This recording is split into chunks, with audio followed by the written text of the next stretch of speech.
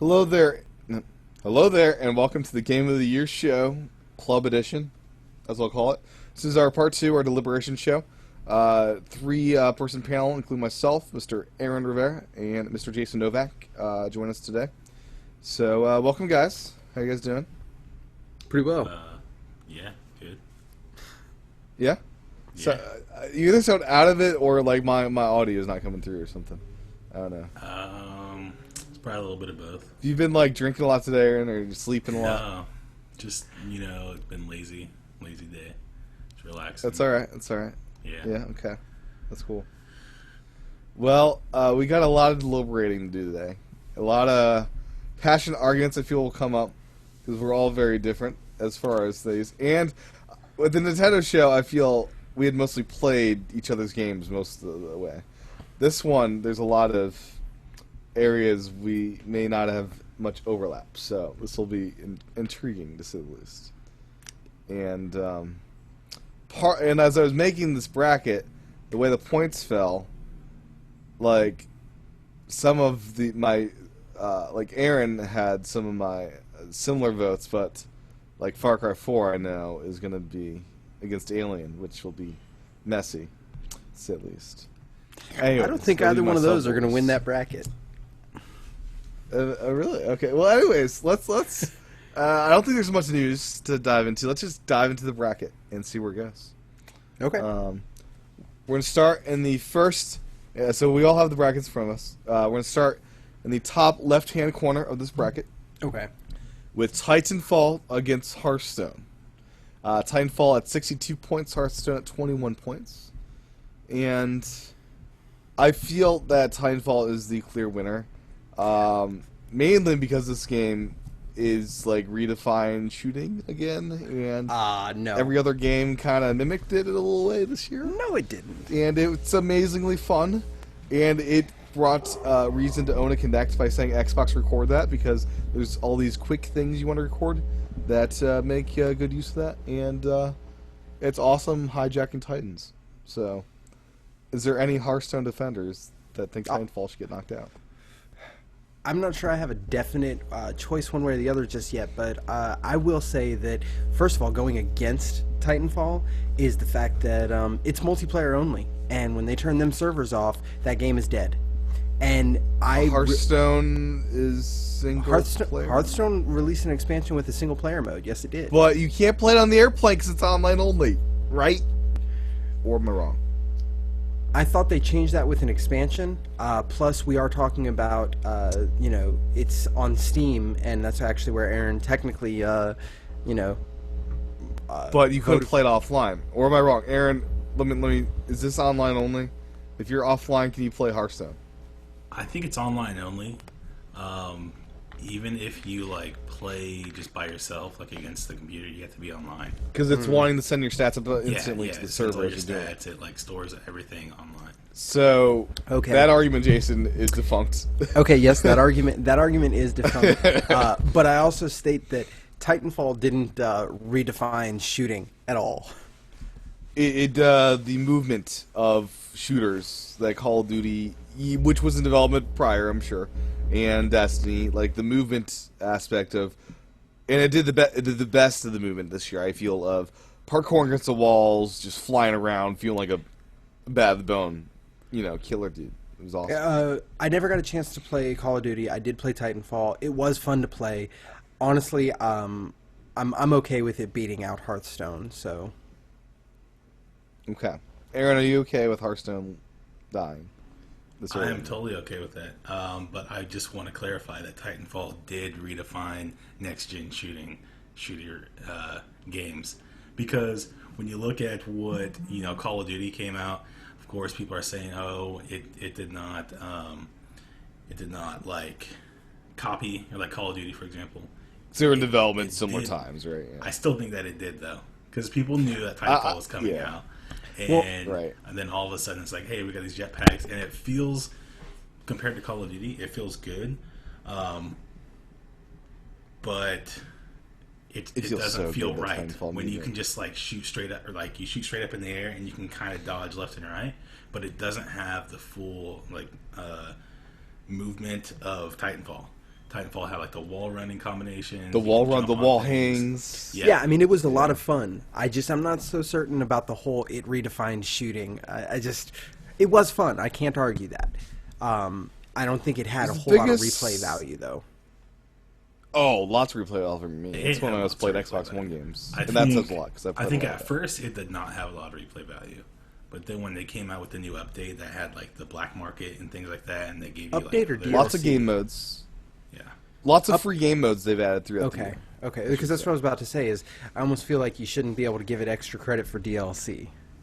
No, and I wouldn't, because I actually have DLC. more fun. I have more fun with the original maps than I do the DLC maps, quite honestly, and I own the DLC. Okay, okay. well, I think that with this game, like the DLC was only the maps, but the extra stuff that they added in, that was just an update. It just Yep. updated the servers And stuff. this year, or last year, 2014, they actually launched a version of the game with all the DLC. So that's not the one for nomination, but just saying, if you wanted to buy it with all the DLC, bigger. Okay. Yeah. Titanfall takes. Oh, this will be interesting as we move forward. Okay, next up, Shadow Mortar versus the Crew. Shadow Mortar 34 points. I played the beta of the Crew a good majority. To Jason's chagrin, I still haven't played Shadow Mortar. It's on installed. It's installed. I got a controller here. Like I could play it. Maybe at some point. I understand the Nemesis system being awesome. I understand some components of why this game rocks. Aaron, I know, is probably the biggest Crew supporter. Is that accurate, Aaron? I would say so. I think I gave it like my 2 or 3 spot. It was Are pretty you a good. Shadow Mortar? Have you played that one yet? I haven't played it. So Okay, so why don't you put up your argument for the Crew? Then we'll hear Jason's argument for Shadow Mortar. So- And I'm a pretty easy person to sway either way with this one, I think. So, I like playing racing games, but there was never really a game that really was fun with racing, like to where you can jump in and you didn't feel like you had to know about cars, to actually get into the game. It would like, except for like Need for Speed Underground. I don't know if you guys ever played Need for Speed Underground. Yep. But it was just like, hey, this is cool, I can just upgrade parts. It was really easy. It would just tell you, hey, this would upgrade, these certain stats on your car. And you kind of have like a point system that can kind of tell you, how far along you were. Well, this game kind of took that to like the next level. So it's like an open world, and you just can drive around, do kind of like these side quest kind of things. Like you're just driving, you go through a little checkpoint, and it'll start up like a Salome kind of thing. And you will get points, unlock parts for your car, and then it was just like your car starts at like a really low rating, like a 50, and then you get another part and adds like 4 points to it. So it was really easy to keep track of where you are, like with your car, and then you can also just do like the standard paint upgrades and stuff, which made it like really fun because you didn't really have to know a lot about cars, and you can just drive around. And How it was much like did the full game propel you forward in the story? Were you able to just stick around in side quests for a long time, or did it like really push you to move forward? Oh, the so story? it pushes you about 3 times for every kind of quest that you start. So like, let's say you're supposed to go like to Los Angeles to go meet this guy. Then it's like, hey, I'm sitting here waiting for you. Like, where are you? And then you wait another 10 minutes. He's like, hey, I'm really getting upset. I'm like, where are you?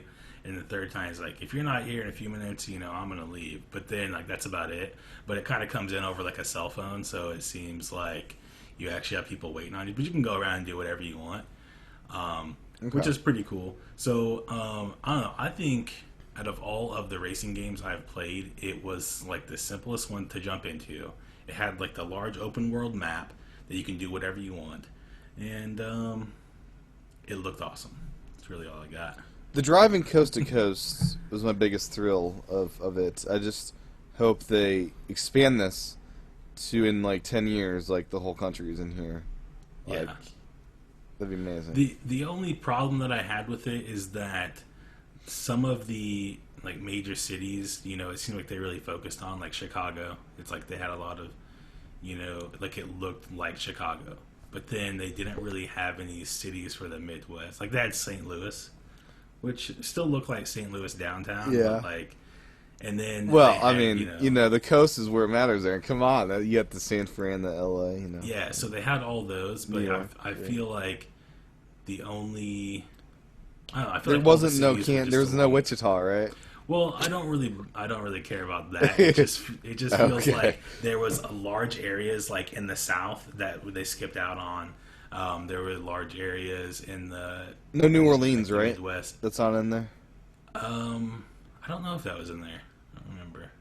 Yeah, it did Yeah. feel like they advertised like Drive Coast to Coast, but like it's a very small version of the United States. It's like we're United Kingdom now.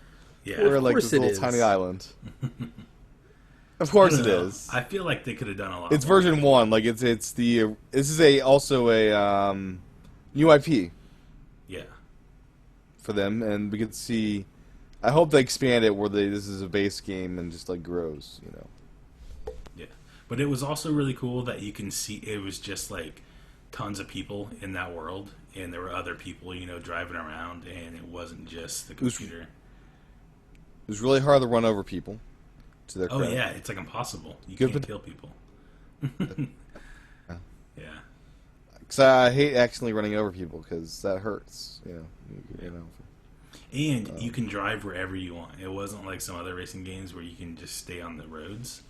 Like, Oh you yeah, can like drive off so in the road. beta, like after I got done with the prologue, I could literally just drive to San Francisco, even though I had no missions out there yet. It didn't Yeah. turn me around because I'm going the wrong way. It was like, hey, if you want to go out there, go out there. Yeah. You didn't run out of gas or anything. It was great. There's no gas stations. That's kind of odd. Yeah, but there's no gas. that seems like in the crew. That seems like a mechanic that should be in there. Gas, because you're driving coast to coast. I don't know. I don't know. It would be crazy if you actually had to go fill up and stuff. So there was Has like that another. ever been like a mechanic in racing games or like car games, like filling up your tank? I'm sure and there having money, is, like and for then, for like NASCAR games and stuff.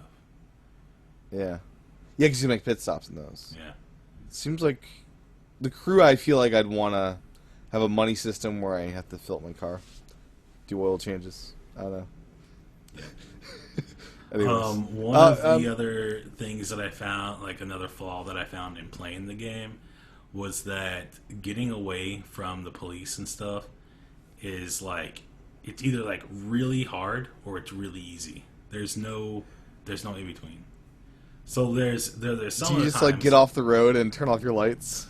No, so like some of the times they'll be on you like everywhere, and like they'll pull up right in front of you and just hit the brakes, and then you just hit Yeah. them, and like you can't move, and this little bar that goes across and it says, "Oh, you've been caught," and that's it. It's like Yeah, in Vegas, I got kind of of stuck with some cops. They were all over me.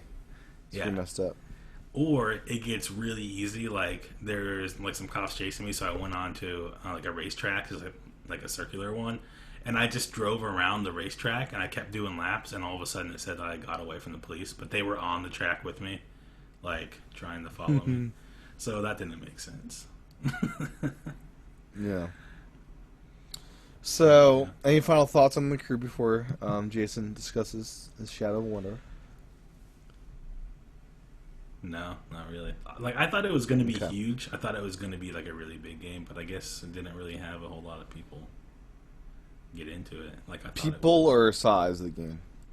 Land mass. I mean, What? Players. Yeah, I thought it was going to have a lot Players. of players, but there's not as many players as I thought. You know? oh, like an MMO type feeling. Yeah, Okay. yeah. So, like, whenever you get into Okay. like a server, or like whenever you get on, there's probably like 15, 20 other people across the whole country. And I was Now, like, do you I want thought some there was people gonna in be- the game, or Do I want there to be more people? That's Yes. part of the game. Yeah, I want there to be a lot of people. You know, at least Okay. maybe like 150 or 200 people. that's like Need for Speed sold gimmick, right? Versus regular people, or it's like you're playing real people all the time, Yeah. which kind of worked. So, Jason, Shadow of Mordor.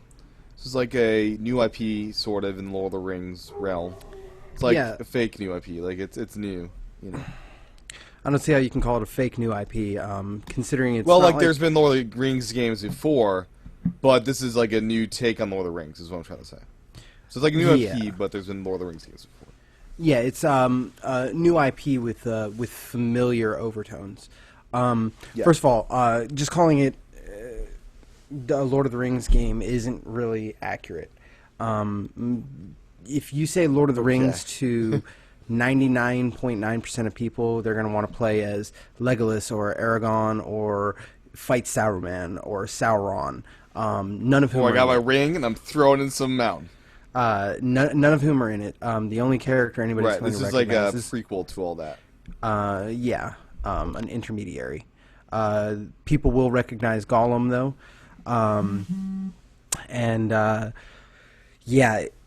the crew sounds great, sounds big, sounds everything, but Nick kind of brought up the fatal flaw before I even had to, and that is it really is made for multiplayer, to have people playing, and having a game like that nobody else is playing already hamstrings it.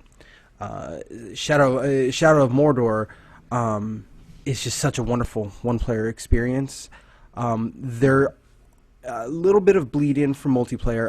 If somebody on my friends list is playing, and a random Urukai kills them and gets promoted to captain, it'll populate into my game and say, get vengeance for such and such, and I get into a minor mission where I basically have to hunt down and kill the captain that killed my friend. Now, what if you get killed by that guy? Well, that guy, you don't get your vengeance. That guy populates into your world, gets more powerful, because that's the whole heart of the game. If you're bad at this game, could this Nemesis system, could that guy eventually turn to a god of the world? Not quite. There is an upper limit to how powerful somebody can get, but significantly more importantly is the fact that, so what if you die? The game doesn't punish you for it. And that is so important. I hear people talk about all these platformers and all these other games about why do they even count lives anymore? There's no point. You try and make this super difficult game and you give lives, but you also give free continues. There's no punishment. Well, it doesn't care about lives. Now, question, just logistically. Mm-hmm. When you die, are you the same person or you come back as some different character? Okay, well, without giving anything away, literally the first 5 minutes of the game, the story is your character is killed, but before he actually dies, essentially, a wraith, a la when Frodo puts on the ring and goes into the other world, those shadowy wraith-like people, a wraith embodies your body with you at the same time, and essentially you are prevented from actually dying. You're reborn again. So you're a wraith in this game?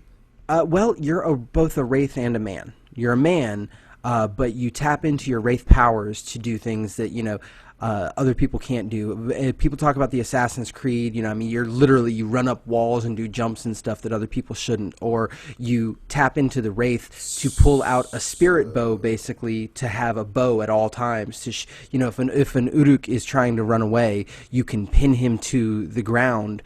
Pin his foot to the ground so he can't run away, and you can get your vengeance on him. So, am I like a cursed man, like in Return of the King style, where yes, it sucks to be alive? More like you're a cursed man. You do at times struggle with the fact that you can't die, but on the same token, you realize that you're afforded a unique opportunity to get vengeance on not only your death, but they killed your wife and child at the very beginning, and so you have a unique ability to get your vengeance. Okay. I'll come here. Sounds good. And the crew, like I said, besides the fatal flaw there, sure, you get to travel coast to coast, but ultimately there's nothing all that unique or special that it offers. The Nemesis system fundamentally changed the idea of an open world game. Period. Hands down. It's like the Nemesis Titanfall movement of open world games. More like if you put the Nemesis system in the crew and you go street racing with a random AI, and that AI beats you, his car is going to get faster next time. So if you randomly find him again, it's going to be harder to beat him again. And it's a constant, persistent world. Everything. Every random Uruk, you'll get into a fight with a captain, and you'll manage to kill the captain, but it takes a lot out of you, and right after you kill him, one of the brave Uruks that's there manages to stab you in the back and kill you, and all of a sudden you see his name, he gets promoted to captain, he fights other captains for power struggles, and he becomes more powerful on his own. The game is constantly Is this living... third-person view for your fighting, or first-person? What's the Third person. Third. And the graphics are phenomenal. It really... What's the fighting like? Is it any combat type stuff? Or? Yeah, the fighting for the most part is Batman Arkham series fighting. Okay. You know, you'll be doing a combo and somebody will come up to attack you, and you'll have a button prompt to basically counterattack and keep fighting to, you know, keep building up your combo, attack this guy, attack that guy. When you build your combo high enough, you can unlock doing combat finishers. So you can do like a one-hit cinematic, you know, stab this guy in the chest, pull him down on the sword and rip the sword out, looking super cinematic. I mean, every scene in The Lord of the Rings where you watch like Legolas slide down the stairs shooting a bunch of people with arrows and looking awesome, you know, you can do that crap. You can stand on top of a 3-story building and wait for an Uruk to come by and do a swan dive off of it and stab him in the head and kill him in one hit. You know, it's... And you're not leading an army, right? You're not like telling troops to go there, right? No, it is you in Mordor. There are a couple of missions where, you know, there are other resistance fighters and stuff like that you'll work with, but for the most part, it is you alone in Mordor trying to change the world. Oh, really? Alone? Yes. Yeah. Okay. And, you know, when you go into an Uruk stronghold and all of a sudden somebody starts running for the alarm, and you're not able to stop him, he's going to sound an alarm, and you're going to be stuck for either A, you're going to have to turn tail and run, and hopefully not die, or you're going to be there for 15, 20 minutes as wave after wave after wave of Uruk comes after you, trying to kill you for invading their camp. And besides telling you how the story started, that doesn't even talk about where the story goes, how it develops, I really wish I could say who the Wraith is that is embodying you, but Don't spoil anything. I'm not going to. Yeah. No, I'm fully cognizant of spoilers. Now, how long is your typical story to get through it? I can't answer that effectively because the game makes it entirely too easy to get lost trying to kill captains. Trying to play through the actual base story, I would assume if you were hardcore doing the story, understanding that there would be sometimes you might have to do extra stuff to get more essentially experience to unlock more abilities. It's probably about 40 hours of main story. But that's not counting, there are secret marks hidden throughout the world that if you find them, it fills in other bits of story, just other bits of random Middle-earth lore.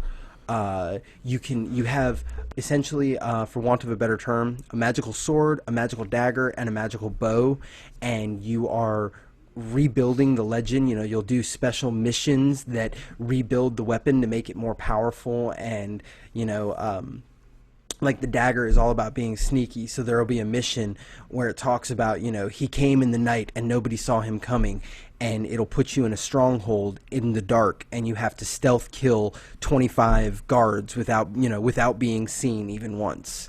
And so you're sneaking around, you're climbing walls and walking on roofs and jumping down and doing absolutely insane stuff to learn the story and, you know, make your weapon more powerful. Again, now, after you beat the story, replay value, is this an open world that you can continue to explore and have fun in afterwards? Every single time you play it, it can be a lot more fun just based off the fact that every single Uruk is a unique individual. Meaning every time you restart the story from scratch? Yeah, there are new Uruks. There are a couple of named characters that, you know, are plot important, but other than them, all the random Uruks, whoever kills you and becomes more powerful, you know, it's Gronch, the One Eye, you know, or there'll be, there was one guy but after the story's finished, it's finished. You're done with that instance of that world, basically, right? or is Honestly, I can't tell you that earnestly because I haven't completely completed the story yet because I'm so Okay, lost. gotcha. Not lost in a bad way, lost enjoying myself, Mm-hmm. wandering around, killing captains and war chiefs, and Yeah. just enjoying a stunning. is there a multiplayer component at all? Other than what I mentioned, I don't believe so. But that's also I Of don't like play. your friend got killed and Right. kill him. His thing for him. Yep. But I also don't generally play a lot of games multiplayer. I kind of like Yep. a single player experience, so I can't say that with complete accuracy. Okay. But again, I guess what Well- it boiled down to for me was it actually changed every single game. I mean, you listen to anybody talk about it, and they're like, I can't imagine playing Batman Arkham Knight without the Nemesis system. I can't imagine playing Assassin's Creed Victory Do you without think the the Nemesis system will be in place for the new Batman game? For that one, Think no. they'll rip But it off? do I think that other people are going to rip it off or try and do it? Absolutely. It changed Yeah. open world gaming. And it also is truly next gen because the power required to populate. I heard the PS3 version looks like crap. As does It's the not just that. 360. The PS3 and 360 version don't have the Nemesis system based off of Whoa. the processing power required to Yeah. populate all these unique individuals and track a real world. They just can't do it. So it shows how Wow. games looked good last generation, and they look a little bit better this generation, but it's all about what else can you do now. And that Yeah. is Shadow of Mordor. Well, I think my Going vote's to- in Shadow of Mordor, Aaron. I'm going unless to you have disagree some with big the fatal objection. flaw of the crew Yeah. that you brought up because Oh boy. Okay. you say that it's the fatal flaw was a multiplayer game and there's not enough people or something like that. I also enjoyed the single player experience in the beta, quite honestly. Well, here's the thing. It's not a flaw when you can play the game without other people. It's not necessary to have other people. It's an option. Yeah, I Whenever enjoyed you the beta start- with just myself. Yeah, but whenever you start Is a it less mission, fun? It's not less fun. It's going to be the exact same because, for example, there's like a mission that I played with 2 people, but I also played it just by myself, and I did not tell a difference. So, like, you had to go, like, crash this car, basically take this person off the road. And with 2 people, you just had 2 people hitting the same car to try and knock them off. And then when it's just one person, you had one person in the car. There was no difference. So it's up to you. yeah, the whether you beta wanna was play single with player it. for me, and I had a ton of fun. Like, I I'm don't think curious it's the then multiplayer. why you said this that game. you wish there were more people in the world, Aaron. So when I say that I want more people in the world, it's just a personal preference. I would Okay. like to see more people, but it doesn't like affect the actual gameplay at all. I guess also racing games are they're what 5 that came out this year. Well, Drive Club still is. They're working on a free version. I'm waiting for. But it's out. There's Drive Club. There was Drive Club, Horizon Forza, 2. Horizon. Horizon. No. Forza was last year. Horizon 2 was this year. Oh, I apologize. And The Crew. Drive and the Crew. There's 3. That's Well, 4. Mario Kart 8. I mean that's the best one of the year. Right? Come on. I'm joking. Well, sort of. It's different. Yeah. The Crew is my favorite driving game of the year outside of Mario Kart. But I don't know. Shadow of Mordor, I think Aaron might get my vote. Jason Alright. made a pretty good. I'm used to you convincing voting for argument. things that you haven't played. He does do that on Club Nintendo a lot, doesn't he? Yeah, it does. I've played pretty much everything this year, No, you haven't. Except for Shadow of Mordor. except for that one.